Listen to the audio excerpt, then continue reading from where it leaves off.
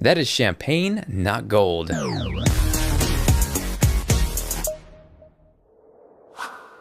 Hey guys, Jonathan here with TLD, and as many of you may or may not know, there's been a ton of leaks regarding Apple's upcoming iPhone 5C, and more specifically, over the past week or so, their upcoming iPhone 5S, which from the looks of it, it's pretty much all but official that we will see a quote-unquote gold iPhone 5S. Now I say that because I was able to get my hands on one of the leaked back casings, and it's definitely more of a champagne color. It's a little lighter, not so in your face when you think of the word gold.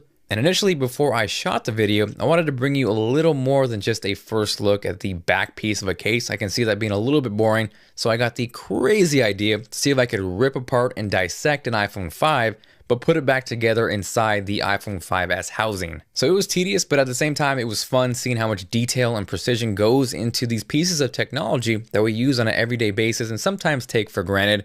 Everything was looking good. I got it down pretty much to the bare bones, and then I ran into some roadblocks. The biggest roadblock, which really kind of stopped me from moving forward, was the fact that if you look at them side by side, the iPhone 5 on the left, the iPhone 5S on the right, is that the actual slots where you would screw in and secure the logic board, they're in a completely different spot, and not only that, they're actually moved over to the right. I could have half-assed it and kind of forced it in there and screwed it in certain spots, but it really didn't sit right, and I noticed if I was trying to insert the SIM card, it was giving me problems, and I really didn't want to ruin a perfectly good iPhone 5. So that actually shows me by Apple moving it over slightly to the right that they're going to beef up the processor, but slim down the form factor, effectively leaving more room for battery on the left.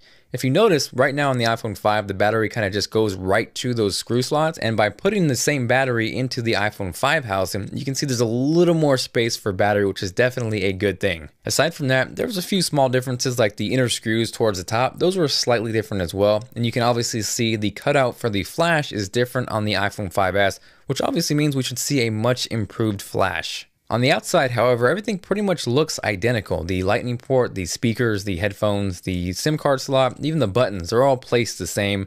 We just really see those tweaks and differences on the inside. So at the end of the day, while I really wanted to bring you guys a fully functional iOS 7 equipped gold champagne iPhone 5S Frankenstein prototype, like I said, I did not want to destroy a perfectly good iPhone 5, but hopefully you appreciate the effort, the insight, and if you did and you are feeling like being awesome, make sure to hit that like button and let me know what you guys think of the quote-unquote gold or actually champagne iPhone 5S. From actually looking at it, it actually looks a lot nicer than I thought it would be, and I actually may consider picking one up for the iPhone 5S launch. Aside from that, thank you guys very much for watching. If you are not subscribed, go ahead and click right here to do so you do not miss out on any future iPhone 5S, 5C, or just tech coverage in general. Got my custom Moto X in the house. The Note 3 is coming out soon.